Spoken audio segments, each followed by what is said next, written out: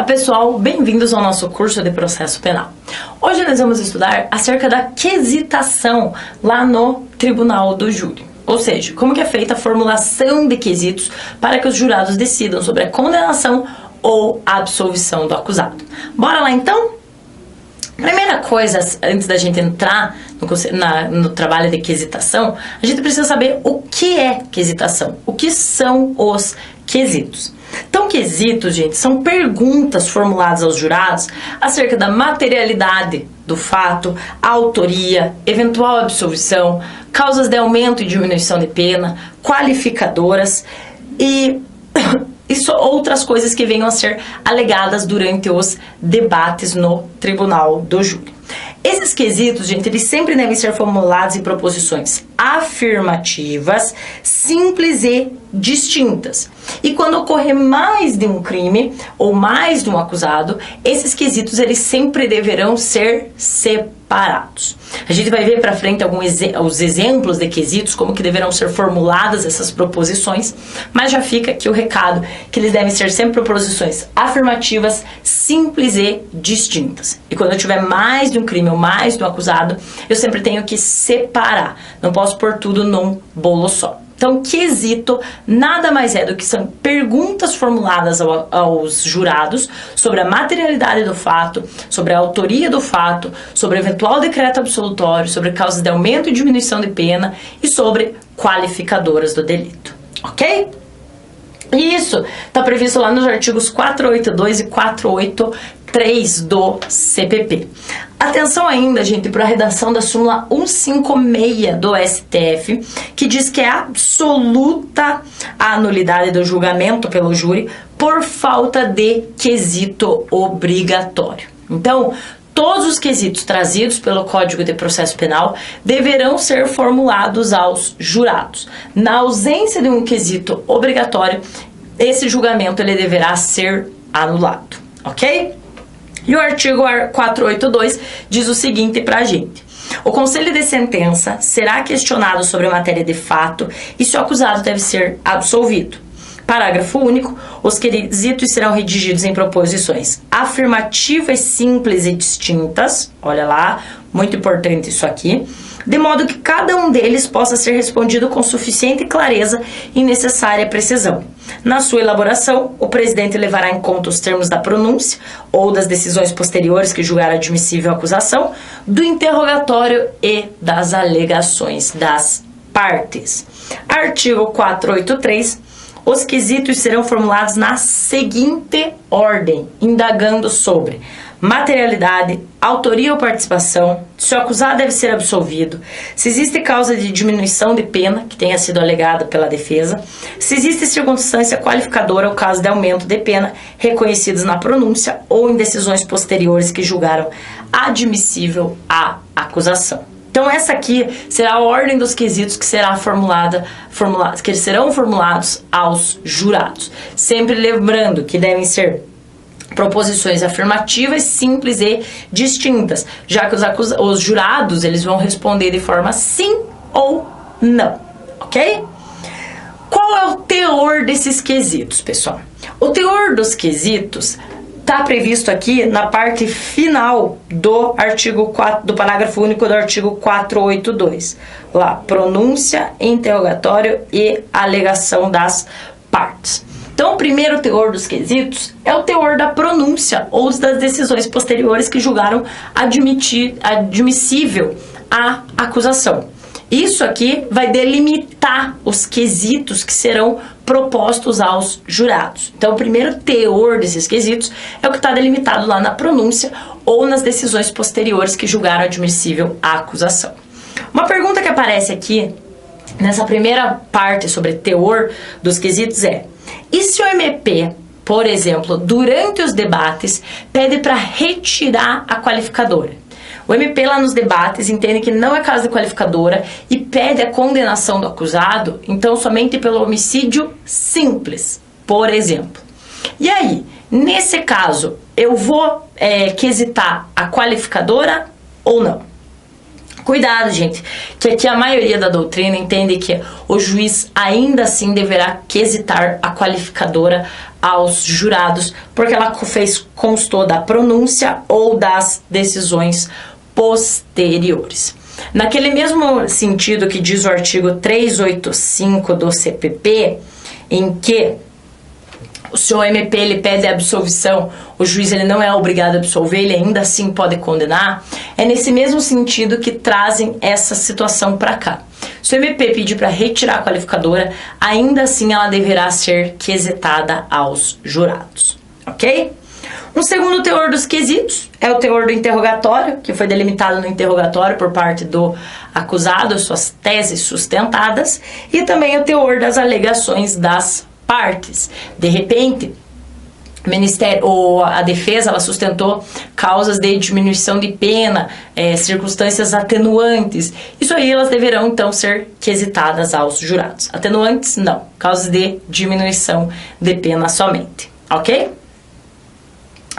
Como que vai ser feita essa leitura dos quesitos aqui para os jurados? O artigo 484, parágrafo único, responde essa questão pra gente, falando o seguinte: que a seguir, o presidente lerá os quesitos e indagará das partes se tem requerimento ou reclamação a fazer, devendo qualquer deles, bem como a decisão, constar da ata. Parágrafo único, ainda em plenário, o juiz-presidente explicará aos jurados o significado de cada quesito. Então, antes de fazer a leitura dos quesitos, o juiz ele vai explicar aos jurados o que cada um funciona. Vai falar, agora vamos votar sobre a materialidade. Vai explicar o que é materialidade. Vai falar sobre, vamos votar sobre a autoria. Vai explicar sobre a questão da autoria ou da participação do acusado. Então, a leitura ela será feita pelo juiz-presidente, que vai explicar também o teor de cada quesito. Ok? Então vamos ver a ordem dos quesitos e como cada um deles deverá ser formulado, ok? Seguindo a ordem prevista lá no artigo 483 do CPP, o primeiro quesito a ser passado para os jurados é a respeito da materialidade do fato, ou seja, sobre a existência do crime, se esse crime existiu ou não. Todos esses exemplos aqui, gente, de quesitos, foram retirados do livro do professor Norberto Avena, do curso de Processo Penal do professor Norberto Avena, que ele traz bem explicadinho toda essa questão aqui de quesitos e traz esses exemplos para facilitar a nossa visualização. Então, um exemplo de quesito acerca da materialidade do fato seria assim, ó. No dia 13 de janeiro de 2015, por volta das 14 horas, na Rua Brasil, interior da residência de número 400, bairro Navegantes, em Porto Alegre, a vítima João foi atingida por disparos de arma de fogo que lhe causaram as lesões descritas no auto de necropsia da folha 30, provocando-lhe a morte? Sim ou não? Aqui, aí os jurados vão votar. Sempre lembrando que a votação prossegue se eu tiver pelo menos, no mínimo, né, mais de 3 votos no sentido sim, e ela não prossegue se eu tiver mais de 3 votos no sentido não. A partir daqui, então, se eu tivesse, por exemplo, 4 votos no não, eu paro a votação e o sujeito estará absolvido. Se eu tiver 4 votos sim, ela prossegue e nós vamos para o próximo quesito. Ok? Então, o primeiro quesito é a respeito da materialidade do fato. E lembrem-se, eu não preciso mais chegar a ler as 7 respostas. A partir do momento que eu atinjo a quarta votação, votação no mesmo sentido, seja sim ou seja não, eu paro por ali. Se for o caso, eu prossigo, se não, encerro por ali. Ok? Próximo quesito é sobre a autoria ou participação do acusado. Por exemplo, o acusado foi o autor dos disparos? Sim ou não? O réu Pedro, efetuando os disparos que atingiram a vítima João, concorreu para a prática do fato? Sim ou não? Então vejam, gente, são proposições sempre afirmativas, simples e diretas, para que a gente possa responder com sim ou não. Sempre lembrando, mais de 3 votos para sim, eu prossigo, mais de 3 votos para não, encerrou por aqui, ok? Próximo quesito tá lá no 483, parágrafo 4º. Não tá lá no rol dos incisos, não tá naqueles incisos, mas o parágrafo 4º traz ele para cá. Que seria um quesito relativo à desclassificação para um crime da competência do juiz singular, desde que essa seja a principal tese defensiva. Diz o 483, parágrafo 4º seguinte pra gente. Sustentada a desclassificação da infração para outra de competência do juiz singular, será formulado o quesito a respeito para ser respondido após o segundo ou terceiro quesito, conforme o caso. Então, entra aqui. Se a defesa sustentou a tese de desclassificação do delito para um delito de competência do juiz singular, isso deverá ser quesitado aos jurados. E como? O réu quis o resultado ou assumiu o risco de produzir a morte da vítima? Vejam que aqui eu estou trabalhando com a questão do dolo. Se eu vou retirar do tribunal do júri, eu tenho que tirar a possibilidade do dolo para mandar para um juiz singular. Então eu vou quesitar isso aqui. Se foi sustentado pela defesa a possibilidade de desclassificação, eu vou quesitar isso aos jurados. Um próximo quesito é sobre a possibilidade de tentativa e desclassificação para outro crime de competência do júri. E está previsto lá no parágrafo 5º do artigo 483, que diz o seguinte pra gente. Sustentada a tese de ocorrência do crime na sua forma tentada, ou havendo divergência sobre a tipificação do delito, mas sendo também ainda de competência do tribunal do júri, o juiz formulará quesito acerca dessas questões para ser respondido após o segundo quesito. Então vai ser assim. Assim agindo, o réu deu início ao ato de matar a vítima, o que não se consumou por circunstância alheia à sua vontade? Quesito da tentativa. Vejam, sempre proposições afirmativas, simples e diretas. Sobre a desclassificação para outro delito ainda de sede de competência do tribunal do júri. Assim agindo, a ré se encontrava sob influência do estado puerperal? Então, é mais uma hipótese de quesitação que eu posso ter aqui. Passados esses quesitos aqui, eu vou ter um quesito sobre absolvição, que está previsto lá no parágrafo 2º do artigo 483, que diz o seguinte pra gente. Respondidas as afirmativas por mais de 3 jurados, os quesitos relativos aos incisos 1 e 2, que aqui é materialidade e autoria, do caput desse artigo, será formulado o quesito com a seguinte redação. O jurado absolve o acusado? Depois de eu ter passado pelo quesito da materialidade e da autoria, e vamos supor que não teve esses aqui, ou mesmo que tenha esses aqui, teve esses aqui também, passou esses, o próximo quesito é simples assim. O jurado absolve o acusado? Sim ou não? Então a gente tem agora um quesito específico sobre a absolvição. De repente votou sim para a materialidade, votou sim pela autoria, mas chega nesse momento aqui o acusado ainda também poderá ser absolvido, já que a gente tem um quesito específico acerca da absolvição. O professor Norberto Avena entende que, nesse quesito aqui, havendo mais de uma tese defensiva, a pergunta ela deveria ser formulada para cada uma das teses. O jurado absolve o acusado por legítima defesa? O jurado absolve o acusado por inexigibilidade e conduta diversa? O jurado... Cada tese defensiva deveria ser formulada de forma separada. E isso por quê? Porque depender do resultado da absolvição aqui, do fundamento da absolvição, isso vai fazer coisa julgada lá no juízo civil e impede que o ofendido, os seus representantes ou seus sucessores, eles ingressem com uma ação lá no juízo civil buscando a reparação patrimonial em razão do delito aqui na área penal.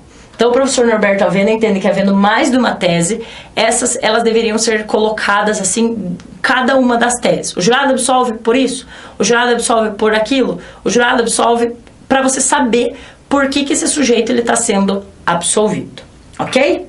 Além disso, cuidado, gente, com essa questão aqui da absolvição, que entende a doutrina que no caso de absolvição imprópria, no caso de eu alegar inimputabilidade, lá do artigo 26, caput do Código Penal. Código Penal. Nesse caso aqui, aí eu tenho que quesitar de forma separada. Fala assim, o jurado absolve o acusado porque no tempo da ação ou omissão da conduta era inteiramente incapaz de entender o caráter ilícito do fato em razão de doença mental. Então isso eu teria que quesitar de forma separada, principalmente para saber sobre a aplicação da medida de segurança, ok? Mas o importante é saber, gente, que a gente tem agora um quesito específico sobre absolvição. Se não for absolvido, seguimos na votação e vamos para as causas de diminuição de pena que tenham sido sustentadas pela defesa durante o plenário. As causas de diminuição de pena, elas não precisam constar da decisão de pronúncia. Desde que elas sejam alegadas pela defesa lá no momento dos seus debates, elas serão então quesitadas aos jurados. Isso está lá no artigo 483, parágrafo 3º, que diz, decidindo os jurados pela condenação, ou seja, se não absolveu é porque vai condenar, o julgamento prossegue, devendo ser formulados quesitos sobre causa de diminuição de pena alegado pela defesa. E muito cuidado aqui, gente, com essas causas de diminuição de pena, principalmente com a redação da súmula 162 do STF, que diz que é absoluta a nulidade do julgamento pelo júri quando os quesitos da defesa não precedem os das circunstâncias agravantes. Então, se a defesa ela sustentou a causa de diminuição de pena lá nos seus debates, essas causas de diminuição de pena elas devem ser quesitadas antes das causas de aumento de pena sustentadas pela acusação, ok? Caso haja uma inversão nessa ordem, nulidade absoluta desse julgamento. E um exemplo aqui dessa quesitação, assim, seria: o réu agiu sob o domínio de violenta emoção logo em seguida em justa provocação da vítima? Sim ou não? Após as causas de diminuição de pena, vem as qualificadoras e causas de aumento de pena, que está lá no artigo 483, e aqui, ó, parágrafo 3º, parágrafo 3º, inciso 2, que diz o seguinte aqui. Incluam ali o parágrafo 3º. Decidindo os jurados pela condenação, o julgamento prossegue, devendo ser formulados quesitos sobre circunstância qualificadora ou causa de aumento de pena, reconhecidas na pronúncia ou em decisões posteriores que julgar admissível a acusação. Vejam, gente, que diferente das causas de diminuição de pena, que bastam ser sustentados pela defesa em plenário, as qualificadoras das causas de aumento de pena, elas devem constar da decisão de pronúncia ou das decisões posteriores que admitiram a acusação. Então, as qualificadoras das causas de aumento de pena não bastam simplesmente ser alegadas pela acusação em plenário. Elas também precisam constar da decisão de pronúncia ou das decisões posteriores, ok? Um exemplo aqui: o crime foi cometido por motivo torpe, qual seja vingança. Vejam que todos os quesitos são simples de responder sim ou não. Lembre, eles devem ser proposições afirmativas, simples e diretas. Passadas as causas qualificadoras e as causas de aumento de pena, a pergunta que surge é: e as agravantes e as atenuantes são quesitadas aos jurados? Ou devem ser quesitadas aos jurados? Cuidado, gente, que as agravantes e atenuantes não são quesitadas aos jurados. Se elas forem alegadas nos debates, e aqui vale tanto para as agravantes quanto para as atenuantes, aqui não tem problema que elas não constem da decisão de pronúncia, mas basta ser alegada então pela acusação nos debates. Se elas forem alegadas nos debates, as agravantes e atenuantes, elas devem ser reconhecidas pelo juiz presidente no momento de prolação da sentença. Então, agravantes e atenuantes não serão quesitadas aos jurados, mas uma vez alegadas em plenário, elas devem ser reconhecidas pelo juiz presidente, ok? E muito cuidado com outra coisa aqui, que acaba acontecendo bastante.